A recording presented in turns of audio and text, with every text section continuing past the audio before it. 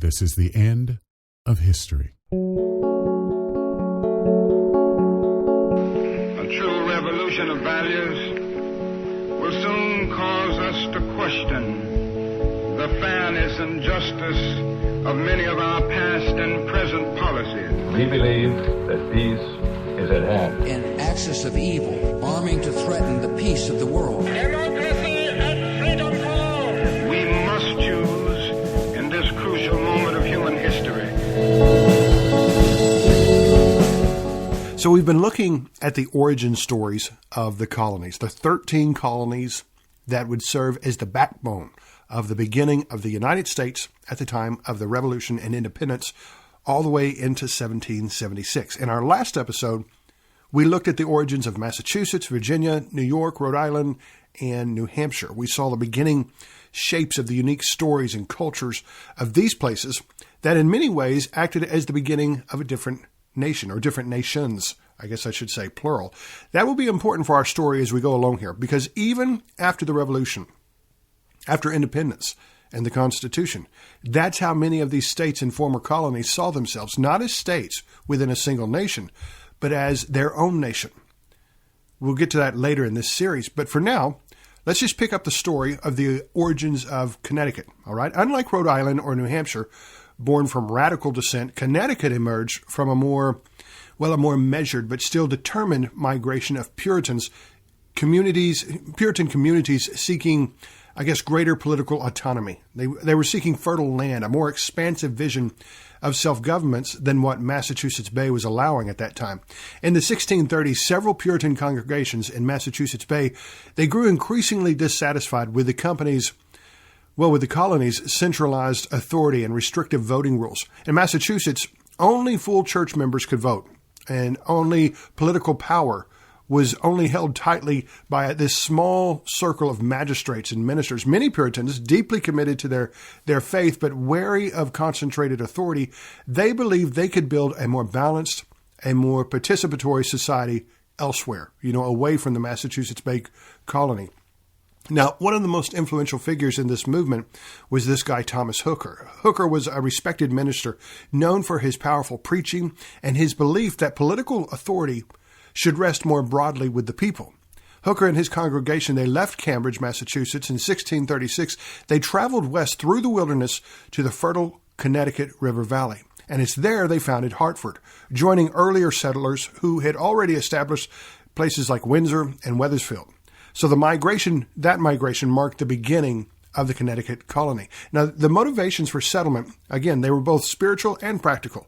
The Connecticut River Valley offered rich farmland, abundant resources, strategic waterways, and it was an appealing contrast to the rocky soil of eastern Massachusetts. But equally important was the desire for a political system that reflected Hooker's conviction that the foundation of authority is laid in the free consent of the people. That was his idea. That was his quote there. This belief would soon shape one of the most significant constitutional documents in colonial America. In 1639, the town of Hartford, Windsor, and Wethersfield, they adopted the Fundamental Orders of Connecticut, often considered the first written constitution in Western history to establish a government by the consent of the governed. The orders created an elected governor, a representative assembly, and a system of laws independent of direct oversight from either Massachusetts or England. So they were still a Puritan society, but Connecticut embraced a broader franchise and a more decentralized political structure than its neighbors did. And this commitment to self-rule would echo through later generations and later American political development. By the 1660s, Connecticut had grown into a stable and prosperous colony. And so in 1662, King Charles II, he granted it a royal charter that confirmed its territorial claims and preserved its unusually democratic government. And this charter remained the basis of Connecticut's political life well into the 19th century. So as we saw with the Pilgrims in an earlier episode, relations between the Puritans and the Indians there in Connecticut, too, it was often complex. Early cooperation between the two unique civilizations gave way to rising tensions as English settlement continued to expand. And the devastating Pequot War of the 1630s, later King Philip's War of the 1670s, it really reshaped New England. and it resulted in massive loss of life and the collapse of indigenous power in southern New England. New England's origins reflect the interplay of European religious conflict, political upheaval, and that colonial ambition, as we've seen. The various colonies in this region, they really became a crucible of self-governments, communal discipline, and cultural identity, an experiment in building societies rooted in faith, but destined to evolve far beyond their original founders' intentions. And so the unique shape and culture of New England would play pivotal roles in the American Revolution and the decades that led up to it. Now, going further south, Maryland, or Maryland, it came out of a rare blend of religious idealism, political calculation, and the shifting power dynamic of 17th century England. Founded in 1633 under the leadership of Cecilius Calvert, the second Lord Baltimore, Maryland emerged as a bold experiment, a colony designed to offer refuge to English Catholics. Quite the opposite from the Puritan Protestants to the north in New England, and evidence of the topsy-turvy religious wars and fortunes taking place and taking shape back home in the homeland of Europe and England. So the Calvert's family involvement in colonial ventures began with George Calvert. All right, he was the first Lord Baltimore, former Secretary of State under King James I, who we've already talked about.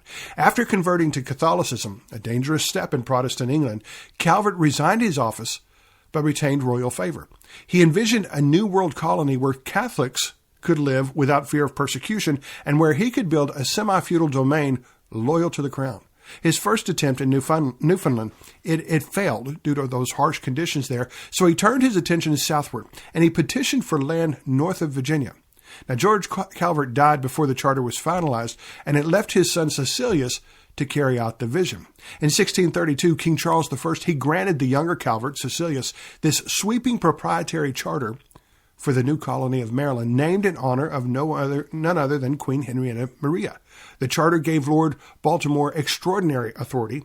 He could appoint officials, he could grant land, establish courts, and shape the colony's laws, provided they didn't conflict with English sovereignty.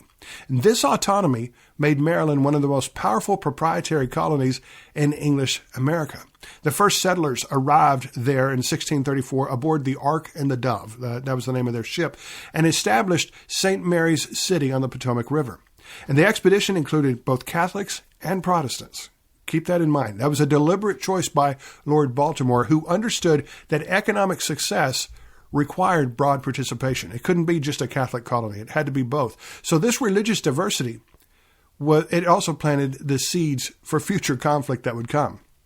Now, next door in Delaware's origins are among the most culturally layered and politically contested of all the original colonies. Unlike the Puritan settlements of New England or the tobacco societies of the Chesapeake, Delaware began as a frontier of competing European empires. So you had Swedish, Dutch, English, each of these countries and people groups seeking to control the strategic waterways and lucrative trade routes of the mid-Atlantic. Its early history reflects the broader struggle for dominance in the New World and the fluid, multicultural character that would come to define this region. The first enduring European settlement or presence in Delaware came not from England, but from Sweden. Sweden was a rising Baltic power eager to join the colonial race by this time. And in 1638, the Swedish South Company, yet another a corporation, as we've seen already, they established New Sweden along the lower Delaware River, founding Fort Christina, which would become modern-day Wilmington. Led by Governor Peter Minuit, formerly of the Dutch West India Company, the Swedes sought to tap into the profitable fur trade, secure a foothold in the Atlantic economy, and their colony attracted Swedes, Finns, Dutch, and Germans. And that created one of the most ethnically diverse settlements in early America by this point. So New Sweden settlers, they introduced all sorts of innovations, things that we just take for granted today, like the log cabin. That was a building style that would become iconic in the American frontier culture. They also established relatively cooperative relationships with the Lenape and the Susquehannock peoples, relying on diplomacy and trade rather than this large-scale trade and land seizures that had been practiced beforehand. Still, the colony remained small. It remained vulnerable and overshadowed by the far more powerful Dutch colony of New Netherland, which would become New York as we know, to the north. So the Dutch viewed the Swedish presence as an intrusion into the territory they claimed, the Dutch there in New Netherlands. So tensions escalated until 1655 when Peter Stuyvesant, the Dutch governor of New Netherland, launched a military expedition and conquered New Sweden. The region was absorbed into Dutch control, though the Swedes were allowed to keep their land and local customs. And this period of Dutch rule, even though it was brief, it was significant. It reinforced the Mid-Atlantic's commercial orientation and that multicultural character that it has even to this day. And so the next major shift came, you probably know if you're paying attention to the last episode of what happened in New Netherlands, the next major shift came in 1664 when the English seized New Netherland during the Anglo-Dutch Wars. Delaware, like New York and New Jersey, they fell under English authority. The Duke of York briefly administered the region before transferring it to William Penn in 1682 to give his new colony, Pennsylvania, access to the sea. And these lower counties on the Delaware, they shared a governor with Pennsylvania but maintained their own assembly, reflecting their own distinct identity and long history of autonomy. So this naturally brings us to the story of New Jersey, right? New Jersey's origins reflect the layered, multicultural, often contested nature of what was becoming known as the Mid-Atlantic region by this point. Like Delaware and New York, it emerged not from a single founding moment, but from overlapping European ambitions. You've got the Dutch, Swedish, and English all in play here, each one of them seeking to control the region's fertile lands, strategic waterways, and expanding trade networks there in the area. Its early development of New Jersey was shaped by imperial rivalry, religious diversity, and the practical needs of settlers carving out new lives along the Delaware and the Hudson rivers.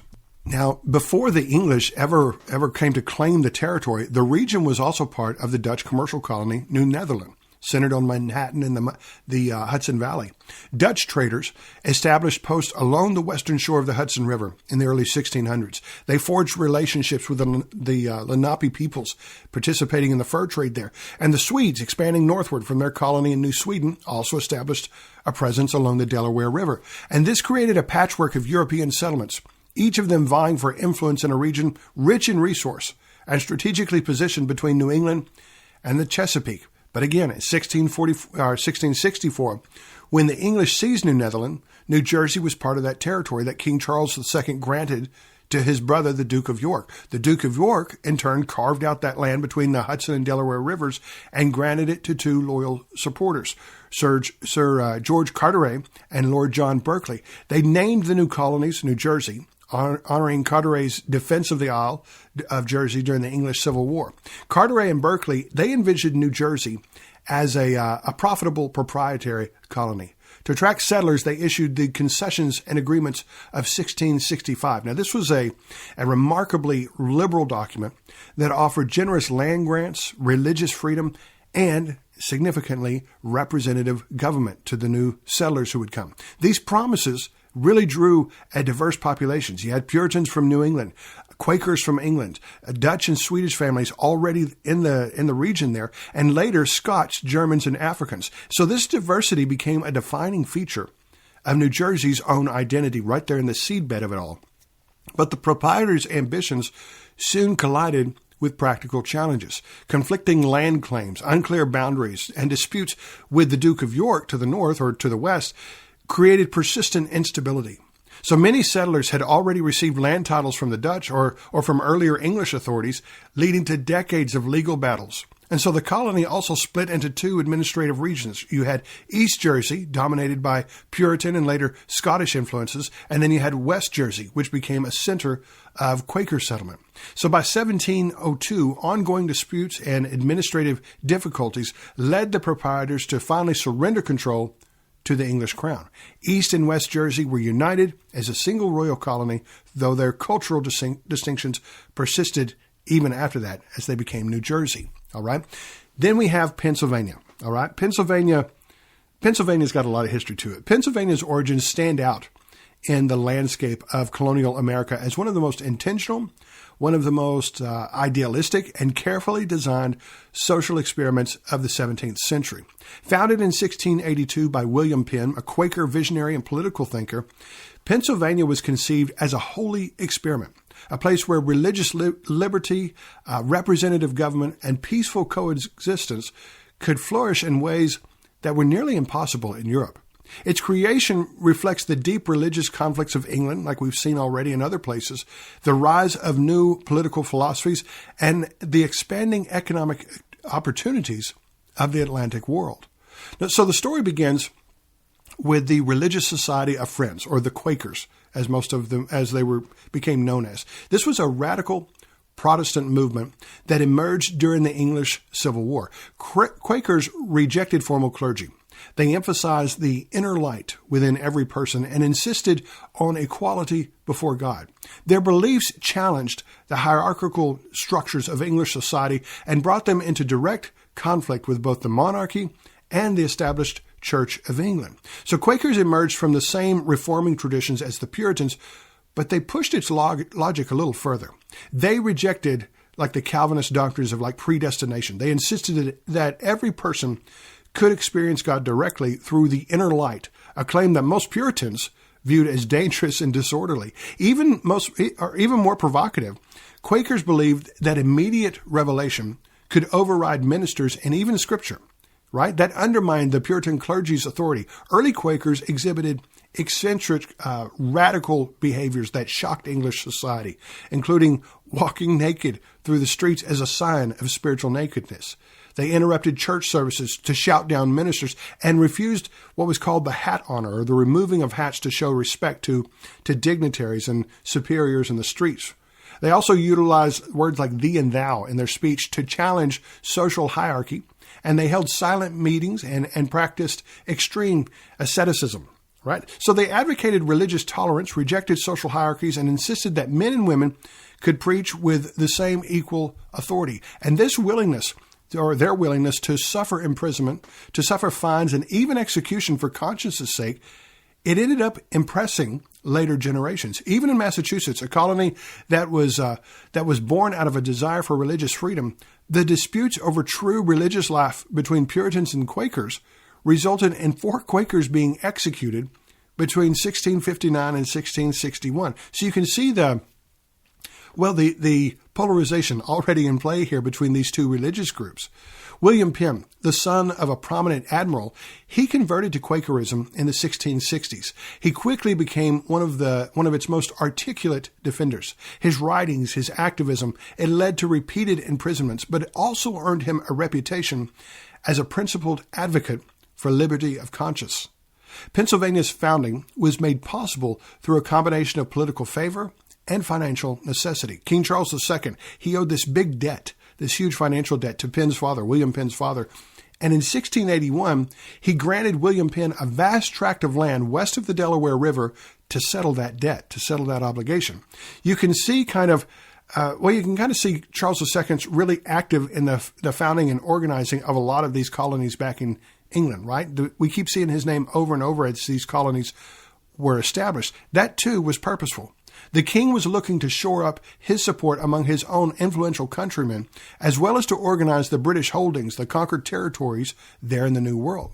William Penn, he saw this grant of territory not merely as a personal opportunity, but as a chance to build a society grounded in Quaker principles like tolerance, fairness, and participatory government. He named the new colony Pennsylvania, meaning Penn's Woods, in honor of his father. So the capital city, Philadelphia, meant brotherly love. And even though the Revolutionary period of the United States, it became the largest city of the colonies during that period. And for a while, it was even kind of the capital city of the new country. From the beginning, Penn envisioned a colony unlike anything else in English America. His form of government established an elected assembly, guaranteed freedom of worship, and protected the rights of property holders. It also limited the power of the governor, an unusual step in an era when most colonies were tightly controlled by the proprietors or by the English crown. Penn's policies, they attracted a remarkably diverse population. English Quakers, German Pietists, Scots-Irish farmers, Dutch and Swedish families, free and enslaved Africans. And that diversity became one of Pennsylvania's defining features. Penn's approach to Indian relations was also very distinctive compared to what was going on around him and around Pennsylvania. Rejecting the violent conquest common in other colonies, William Penn insisted on purchasing land through treaties and maintaining peaceful diplomacy. Now, William Penn's descendants, his successors, they were less focused on these ideals and left many of the Indians feeling betrayed by the Penn family and by Pennsylvania itself. But it was still significant how unique Pennsylvania was compared to the other colonies that surrounded it, and especially in its origins. The colony's most famous resident, and a man who would become the most famous American during his lifetime, was actually born in Massachusetts in 1706. Benjamin Franklin. He worked for a time as an apprentice to his brother there in Boston. He was frequently abused and taken advantage of by his brother, so the young Benjamin Franklin ran away from home in 1723 and arrived in Pennsylvania at the age of 17. Really kind of became synonymous with the colony after that. Benjamin Franklin's life in Pennsylvania before the American Revolution reveals the making of a statesman, a scientist, and cultural force whose influence shaped the colony long before independence. Arriving in Philadelphia as a young, ambitious printer, Franklin quickly embedded himself into the city's intellectual and civic life. His rise began with the Pennsylvania Gazette, which he purchased in 1729, a newspaper, and he transformed it into the most successful newspaper within the colonies. Through sharp essays, political commentary, and clever pseudonyms, he used the paper to shape public opinion and cultivate a reputation for both wit and wisdom. His creativity flourished in Pennsylvania. In 1732, he launched Poor Richard's Almanac, something he's probably most famous for. You probably remember this one from grade school history books.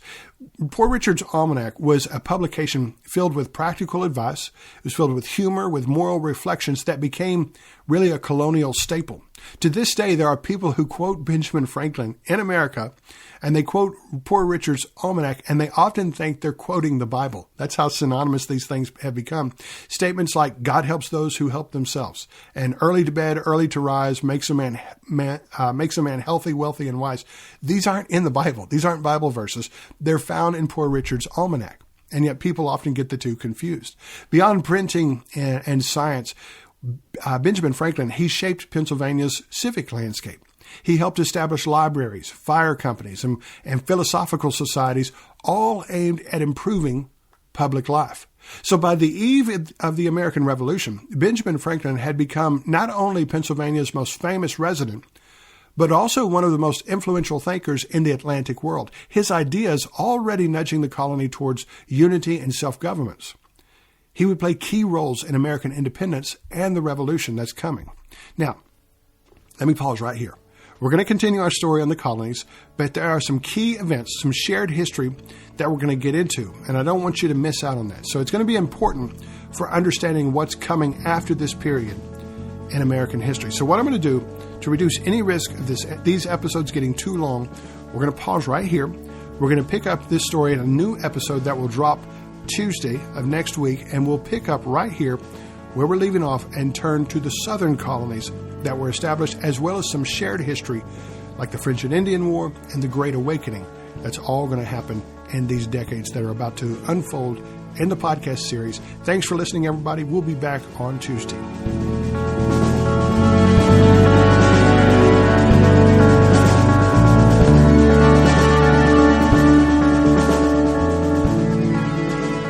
Thanks for listening to The End of History with J.B. Shreve.